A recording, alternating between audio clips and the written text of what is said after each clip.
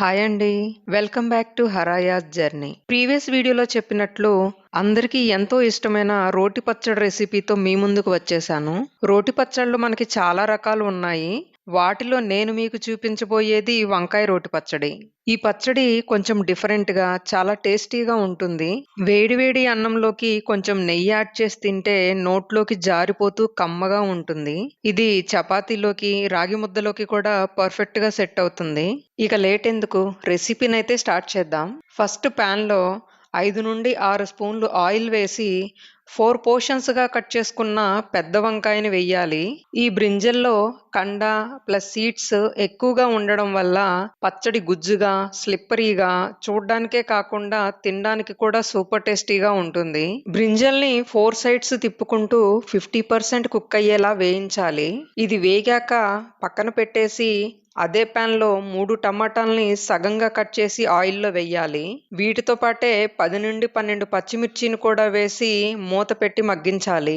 తర్వాత కొన్ని వెల్లుల్లి రెబ్బలు వేసి టమాటాల్ని అప్ అండ్ డౌన్ తిప్పుకుంటూ టమాటాస్ పైన లేయర్ సెపరేట్ అయ్యేదాకా ఫ్రై చేయాలి.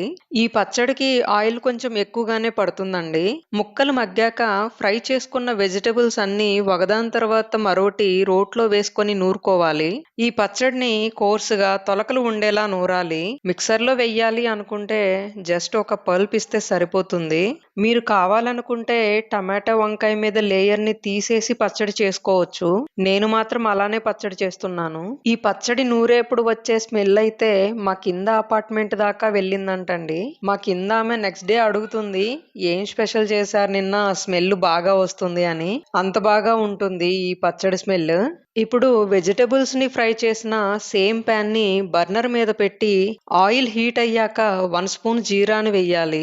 నాకు అడుగున ఆయిల్ మిగిలింది కాబట్టి నేను ఎక్స్ట్రాగా ఆయిల్ ఏం యాడ్ చేయలేదు.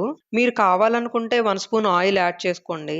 జీరా వేగాక సన్నగా కట్ చేసుకున్న 3 పచ్చిమిర్చి ముక్కల్ని వేసి హాఫ్ మినిట్ ఫ్రై చేయాలి. తర్వాత 1 కప్పు చిన్నగా కట్ చేసుకున్న ఆనియన్స్ ని వేసి ఆనియన్స్‌లోని పచ్చివాసన పొయ్యి లైట్‌గా కలర్ చేంజ్ అయ్యే వరకు ఫ్రై చేయాలి.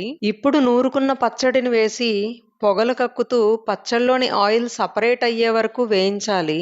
ఆయిల్ సెపరేట్ అయ్యాక 1 స్పూన్ పసుపు, 1 స్పూన్ కారం, 1 స్పూన్ ధనియా పౌడర్, 1 స్పూన్ జీరా పౌడర్, 1½ స్పూన్ సాల్ట్ వేసి అన్నీ ఈవెన్‌గా కలిసేలాగా మిక్స్ చేయాలి. ఇప్పుడు గ్యాస్‌ని లో ఫ్లేమ్ మీద పెట్టి 10 మినిట్స్ దాకా కదిలించకుండా అలా వదిలేయాలి. 10 మినిట్స్ తర్వాత చూడండి పచ్చడిలో నుంచి ఆయిల్ ఎలా సెపరేట్ అయిందో. ఈ టైంలో చిన్నగా కట్ చేసుకున్న కొరియాండర్ లీవ్స్‌ని వేసి పచ్చడిని ఒకసారి కలుపుకొని దింపేస్తే స్పైసీగా, టేస్టీగా ఉండే పెద్ద వంకాయ రోటి పచ్చడి రెడీ అయినట్లే. ఈ పచ్చడి చేసినప్పుడల్లా మా ఇంట్లో అయితే నన్ను యమ పొగిడేస్తారు. ఇది నైట్ టైం కాబట్టి ఒక రౌండ్ చపాతీతో కానిచ్చేస్తున్నాం.